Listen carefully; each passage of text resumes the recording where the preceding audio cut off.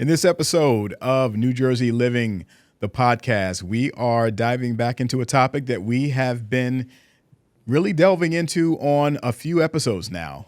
We have somewhat of what I consider to be a mini series on buyer beware, but this is not just for buyers, it's for homeowners also.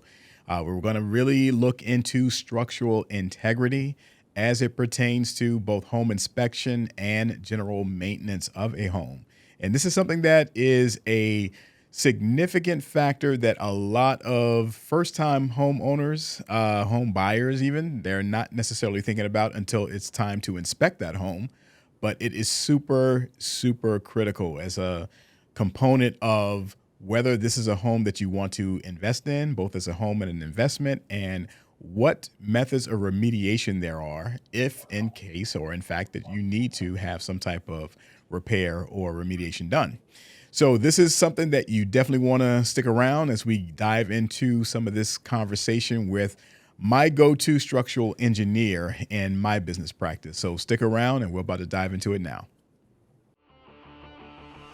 Welcome to New Jersey Living, the podcast, where we explore all things New Jersey real estate. I'm your host, Corey Jones, a real estate agent with Coldwell Banker and the team leader of the New Jersey Living Group. We're a team of experienced agents who specialize in residential sales in several counties ranging from Bergen County in northern New Jersey to Ocean County down the shore. On this podcast, we will talk to real estate experts, local business owners, community leaders, and town officials to get the inside scoop various towns in New Jersey. We'll discuss everything from the latest market trends to featured local attractions with dining, recreation, and entertainment. Whether you're a current resident, a prospective buyer, or just curious about New Jersey real estate, we have something for you. So sit back, relax, and join us for a conversation about all things New Jersey living. All right, so welcome again to New Jersey Living, the podcast. I'm Corey Jones, the podcast host, team leader of New Jersey Living Group, and I am also the host of New Jersey Living, the YouTube channel. So if you are someone looking to learn or interested in all things New Jersey, definitely click like, subscribe, notification bell. This channel, we touch on all things New Jersey, real estate, obviously, but also places to dine, entertainment, social scenes, iconic locations. If it is New Jersey, we are going to cover it. So by all means, click like, subscribe, follow us. So for today, we have a very, very critical piece of my business when it comes to home inspection. And we have Safwat from Tadco Engineering. And I'm going to butcher the title, Safwat. So I'm going to have you give your company title just so the listeners can get the full title. Go ahead. Surely, my pleasure. It's Tadco Engineering and Environmental Services, LLC. All right. And we're going to flash up the website towards the end of this episode, so you'll have the means of contacting Safwat and his company for services. And Safwat, I'm going to just jump in. We've had, business dealings over the past couple of years.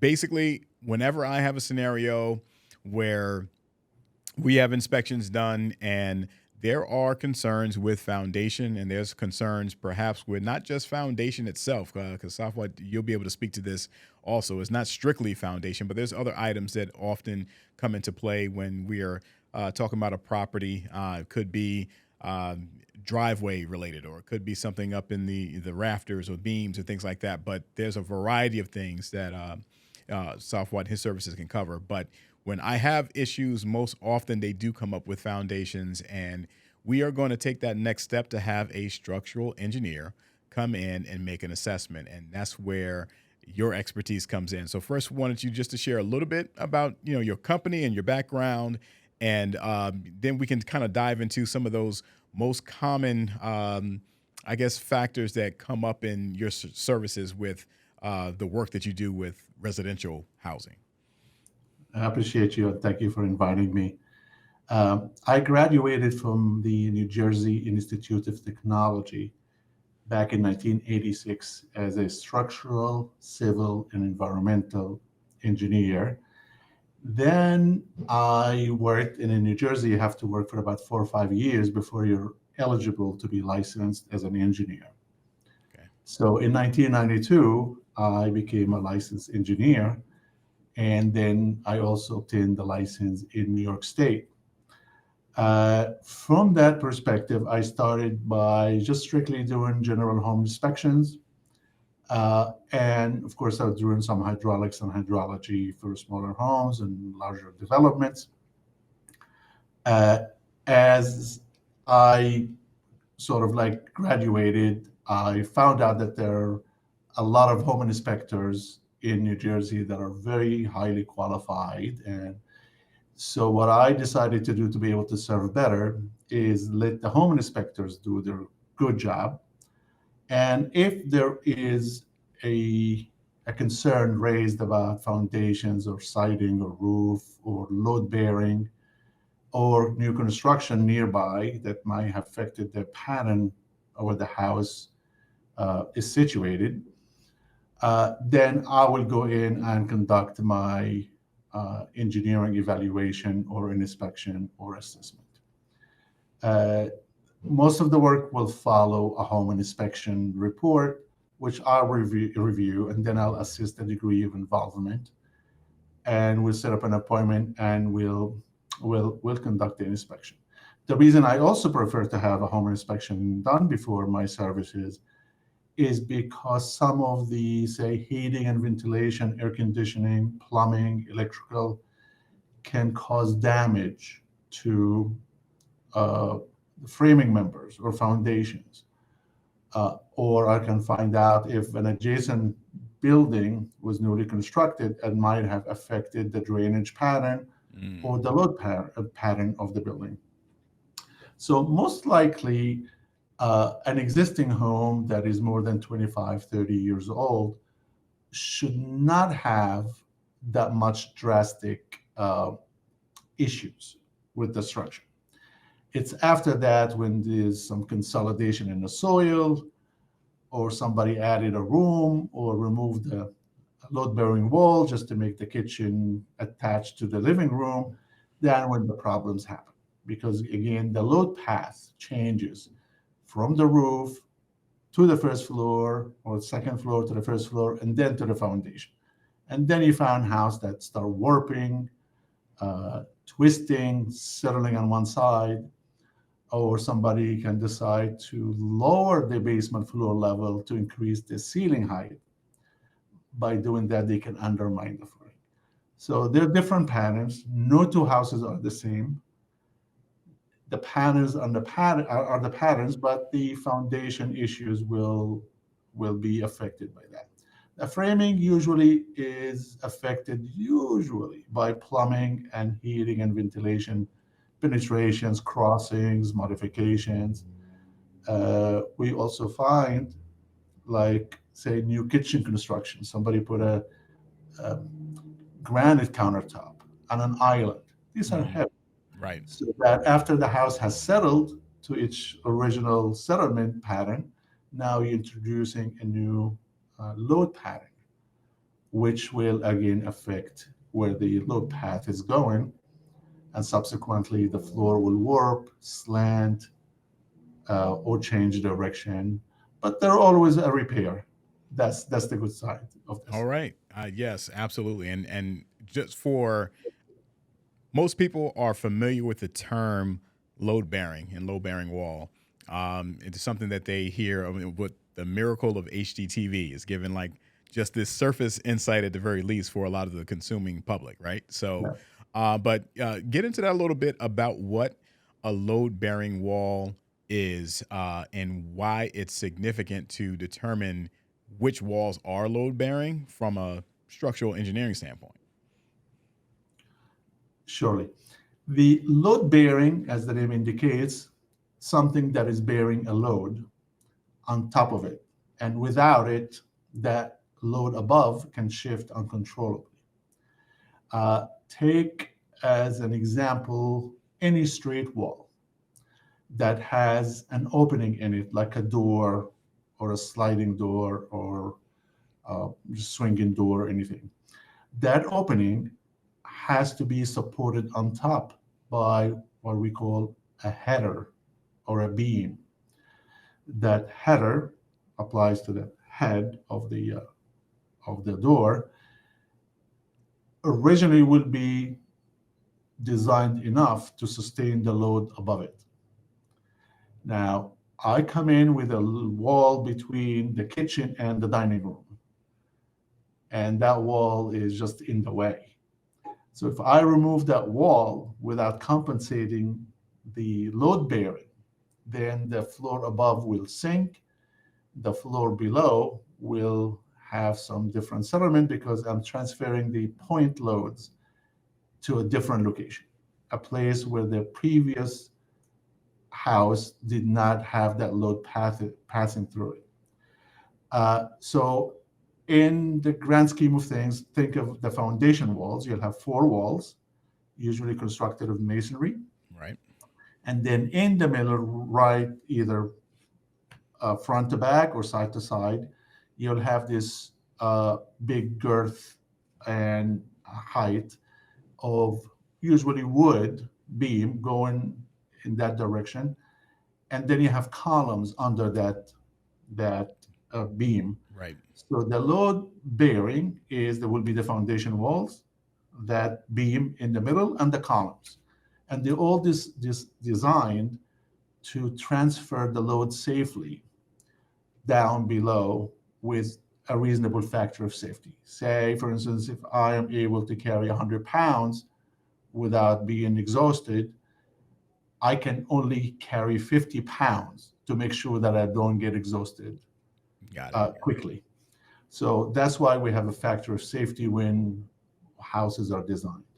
So if somebody decides that this wall, this beam is very deep and it's cutting into my headroom, or this column is in my way to put a nice kitchen in there, let me shift it right or left. Yeah. By doing that, we alter the load path. Then we get the uneven deflection. Then it doesn't show up one time. It will show up in doors that don't close very well, floors that slope, window that does not open.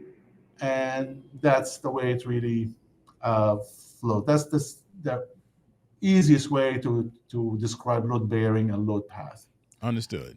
Yeah. And it was interesting that you mentioned a kitchen renovation with granite, right? So someone they're going to go, particularly when you have a home that may have not had tile before. There was a certain era, particularly in the 60s, 50s, 60s, where you more often than not, you had tile, right, in bathrooms and kitchens and on floors. But then there came a point in time where it was often just linoleum, you're right, less expensive type of material. So when you say you're going to do a kitchen over and you're going to put heavier materials in that kitchen and tile and granite countertops and things like that. So are these things significant from a load-bearing standpoint of, and we're talking about something that's on a home on either a crawl space or has a basement below. Is that of significance to account for when you're taking on this type of job or plans to do a job where currently there's no granite at all, right, or tile, but you're adding tile and granite, which makes that overall load noticeably heavier than before? From the standpoint of load bearing, yes. The heavy appliances that we have now, all these commercial looking appliances, the countertops, the thick granite tiles or marble tiles, these are much thicker and heavier than manufactured tiles, ceramic or linoleum or even laminated wood. So definitely that will be one will be a distributed load than just a point load. And that's a distinction that kitchen renovations can really alter the load bearing pattern of the home. Got it. And Okay. of course, now if we are involved in a big renovation project, then we will redesign the new beams to match the new load pattern. Okay. But unfortunately, not everybody has the luxury of hiring an engineer before they do renovation. Yes, but this points out the significance of it, particularly in this day where we see so many flips take place, and these flips are often done on properties that are distressed, right? They're a bit older. They have not been as well maintained over the years, but they're gutted out and a lot of new stuff in there. But one thing that is always a telltale indicator for me in the business is when you take a trip into a basement and you see, has there been any work, structural work in the basement to really support or renovate kind of the bones of the property? And many of them don't, but I do see some that have. More often than not, those are the ones that tore down all the way to the foundation and just built up from Right. there, right? But another point that I make, even with clients, just to train their eye as to what to look for, is the condition of the beam, the primary, the main support beam. Is it splintered? Right? Is it deteriorating? Because as you said, most of them are wood, right? So Right. is every now and again we do see some that are steel beams, but most are wood. And some I've seen that, no doubt, just from the way the wood was cut out, it looks like it could be 100 years old. Um, some have looked in very good condition. Some have, just from visibly looking at it, you can see the splinters and just some kind of wood deterioration. In some cases, wood rot.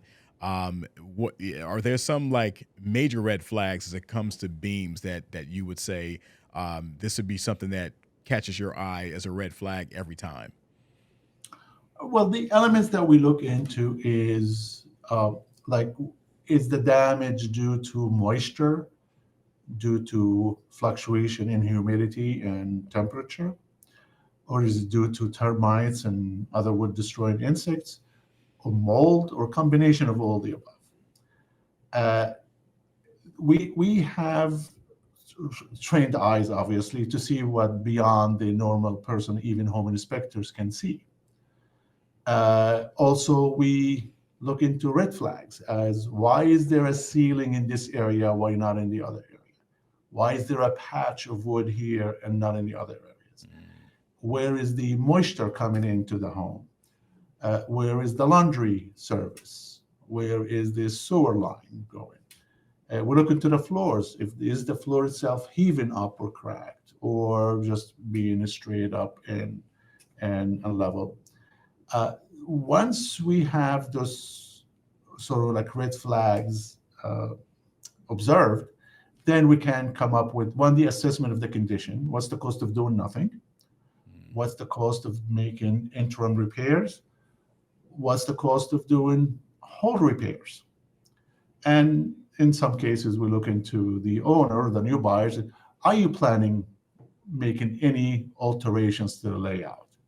So in that case, we just try to let them know that if you plan to do something other than what's there today, let me know ahead of time so maybe I can guide you on what you need to what to do. Right. But yeah, I mean, sometimes there are historic beams that we cannot touch, or we shouldn't touch, although it doesn't look sightly, but they're historic. So we look into that into Yeah. consideration. Yeah. Got it. Got it. And I like that you mentioned the environmental aspect of things in terms of moisture, because oftentimes when we have encountered in the homes that we've been working or servicing a client together, we've experienced some type of impact on a foundation that's no doubt due from grading and what's happening outside of the home. All right. And how water drains towards a home and how that drainage system, either or the lack of one, has contributed to a dynamic in the basement that's causing deterioration. Sometimes you have a bulging of a wall, right, that you see what's going on. So, if you can speak a little bit in terms of the exterior, in terms of like grading, drainage, things like that, and um, how your services, what you all do to both assess and remediate, and yeah, just speak to that a little bit, because that's something that a lot of, again, if you're a first time homeowner, you're not necessarily keenly aware to where water is draining and how it drains either towards a house, away from a house, or is somehow settling around the house, and what are the long-term implications of that not being remediated. Right. What we do is when we get uh, outside the house, we look into the drainage patterns. How is the topography dealing with the house? Is the house on a high incline? Is the house in a low lying area where water is coming from everywhere? Is the house on a steep hill? Or is the house, say, on a corner property with a bus stop and trucks moving day in and day out? Then when we get inside, oh, I want to add that also we look into the roof drainage, Mm. the roof leaders and roof gutters, where are they directing the water away from the house or not? Then when we go inside, we'll see where the discoloration on the foundation walls. If there are any cracks in the foundation, I'm going to start using my hand. So Mhm. if the wall has a vertical crack, that means that the soil on one side settled more than the on the other side. If in that local area, if the crack is diagonal, for instance, we know that the whole side has settled. Mm. By how much, that will be determined there. If there is a horizontal crack, that means that the soil behind the house is pushing in far more than the capacity of the foundation wall. Mm. Every single pattern has way to repair it, but most importantly, they all come from preparing the soil surrounding the house, whether it's pushing onto the foundation wall, whether it's directing water into the foundation wall, or simply it just undermined and the house started to settle. Now, I haven't seen like severe conditions that say that, well, this house is just going to fall apart. That's my own experience. I'm not talking about Mm. every other. Right. But also, there is a repair to every pattern or every degree of damage. The extent of repair will depend on how much is the budget, where you want to go from here. You want to stabilize it, you want to advance it up, do you want to correct it 100%, you want to replace it. So that's where the wall is. But Got yeah, it. definitely water, as important as it is, it may not be as friendly on houses as it should. Yes, we talk about that. Come inspection time, we always have that conversation with clients, me and the inspectors that I use, how water, as valuable a resource it uh, is very much the number one enemy of a home, right? So it's just over time it will do its work if not Yeah. properly, Right. siphoned, directed, managed. Absolutely. And then on the environmental side, and this is something that you and I spoke to just leading up to us going on recording here. You all do have services on the environmental side as well, which I never had to delve into that piece of a conversation, and we've always dealt with engineering kind of issues. But yeah, speak to so that our listeners can understand the value that you bring is not just structural engineering, but you also address USTs, the underground storage tanks, oil tanks, soil remediation. So just share a little bit about what your services do in that area. Correct. We separate actually between environmental issues and health issues. Okay. Health issues, to simplify it, mold, lead, um, other like indoor environmental health. That's what it is. We take care of that as well. As far as the environmental aspect, uh, there is the common, I wouldn't call it law, but it is a law, but let's call it uh, the point source of contamination. The state of New Jersey looks at environmental contaminants as who caused it. Caused it means who owned the property at the time of discovery and who is responsible for it and who operates that tank or issue. On the residential part, usually it's the current homeowners that owns the tank, Right. and they are the operator because they use it to operate the boilers or did operate the boiler. So the responsibility is for them. They are the current responsible person. Now, if we go to the insurance side, we can go to the past and who owned it 30 years ago, 40 years ago, and who caused it, whether it's coming from offsite, the property, from your adjacent property or the property higher above you. But in general, when the issue with us starts for the homeowner transactions is defining whether there is a tank or not. Is there one tank, two tanks, multiple tanks, a tank that was previously removed and replaced, or the heating system changed to from oil to gas? Right. So we do, one of the services we do is scanning for oil tanks. We use the ground penetrating radar and the metallic system, which most people use the term tank sweep Right. because of the sweeping motion that we use. Ground penetrating radar gives me like an MRI image of what's underground. Right. So in my firm, we use both of them for the same price. Like if we're using the sweeper, we're just using the lower price, which is about anywhere from 250 to 350. Okay. If we're doing the ground penetrating radar, we include the sweeper at no charge, but that goes anywhere from 350 to 500, depending on the size of the tank, the property, and so forth. Okay. But I make it my philosophy in business to give an answer, not a service. I am not here to give you like, here it is, I decided that there is no tank. I'll give you why, the reasons I decided there was no tanks. Right. Okay. Or I'll give you as enough information as I can without, of course, alarming you or giving you false hope. Got it. We'll do it. So that's one of the services. And then we do actually soil sampling, like soil investigation. We do tank removal and remediation if need be.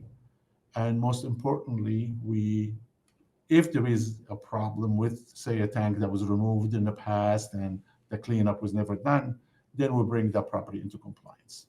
Okay. By getting the NFA, and NFA means no further action. Right. And that helps. An added service that we do for a small fee is we help the homeowners or the person that was responsible for the removal of the tank cost apply for the state grant, which is still have like close to $90 million to be claimed. Okay. And we assist the homeowners in doing that. Now, is there a set limitation per property for the grant? Because that I'm not familiar with. So does the grant have certain limitations, or how does, based on your experience and knowledge, how does that administered? Sure. The grant is administered by two departments. The Department of Environmental Protection to determine the scope of work and the liability and the responsibility for the cleanup, and the Economic Development Agency who dispenses or refunds based on the approval from the NJDEP. Okay. So once the cleanup is deemed necessary and once deemed complete, then all the records and the documents and the invoices are submitted to the DEP for construction, for evaluation. They deem it, of course, complete, and then they send the application to the Economic Development Agency, Administration, sorry. And then based on the financial status of the person that is claiming the funds, one, you cannot make $240,000 per year, which I know I fall under that. And two, it does not include your pension plan, retirement plan, or first-time your first-time residence. Okay. So if you own multiple properties and you have income and wealth exceeding like 240,000, then you would not qualify. Now, between the zero income and 240,000, there is a sliding scale. Say, for instance, your cleaning cost, the whole cost costs 20,000. The closer you are to the lower income range, the more money you get from this, more funds you get from the state. The higher you get, so the less income you get. Right. There are also grants just for removal of the tank. So if you remove the tank, you get a flat rate of $150. I'm sorry, $1,500 from the So state. and so you're saying that 1,500 is no matter where you are on the scale, is 1,500 is a flat? Correct. Oh, But only applies to clean pull, like a tank was removed yeah. and there is no contamination. So you get a $1,500 Oh, wow. refund. Okay, now that's Takes a few news. years. That's Takes a few news. years, but then Takes a few years, but you'll get it eventually, right? Yeah. Okay. Would be a All nice right. surprise. Yes. Okay. And you all assist with that application process. We assist for clients that we worked with. Right. Right. Now, if there is an outside client, then we will sort of like have to get all the invoices from the vendors or the contractors that did the work with them. Mhm. We can assist them, but our fee will be higher. Got it. Right. Of course, because you're providing a service, of course. Yes. Okay. All right. Well, that is very, very good insight. And you had hit on some topics along the way that I didn't have to ask about. So particularly when it came to the cracks, the wall cracks, and of course tank removal. So those are very, very valuable pieces for anybody who's listening in. And this is, again, these are insights. Even if you are a homeowner and you're not out there buying, it's something you want to be aware of about your own property, because there may be things that you notice with cracks in your foundation, right? Vertical, diagonal, horizontal, what have you. Water stains, which we didn't dive into very deep in this conversation, but there's definitely telltale indicators when you are in your basement and it's not finished particularly, and you can see the basement walls, the foundation walls. There are indicators that give you an idea about the health, if you will, of your home as it pertains to moisture penetration and the general integrity of your foundation. And if you don't know and have any questions, then this is the guy you want to talk to. So we're going to flash up Safwat's website right now, just so you'll have the insights here. Of course, if you're YouTube, you'll be able to pick this up right here on the video. Safwat, if you can just provide, I guess, the best contact number or maybe even email address, whatever's the best way to contact you for our audio listeners. Surely. The best number is 201-222-5322. And we have 3 wonderful people that can take messages, schedule appointments, and give estimates for the fees.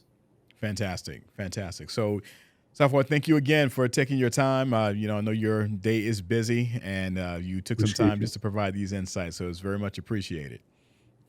I appreciate you inviting me. It was a pleasure. Absolutely. So for our listeners out there, thank you again for tuning in. Again, if you are a first-time listener, or if you're one of those listeners have been listening and just tuning in from time to time, but has not subscribed yet, do click like, subscribe, notification bell. We want to make sure that you stay tuned for upcoming content, and we want to get the message out about this channel. So clicking like helps us do just that. We've covered some food and some restaurant scenes recently. We're diving back into real estate a little deeper, but we have some more events as the weather's starting to warm up and we're getting into spring and summer. There are going to be some events that we're going to dive into right here from the channel, the podcast channel, that is, and the YouTube channel. You'll be able to see some additional footage of some of these locations and events that are going to be taking place here in the great state of New Jersey. So thanks again for tuning in. Stay safe, and we will see you next week.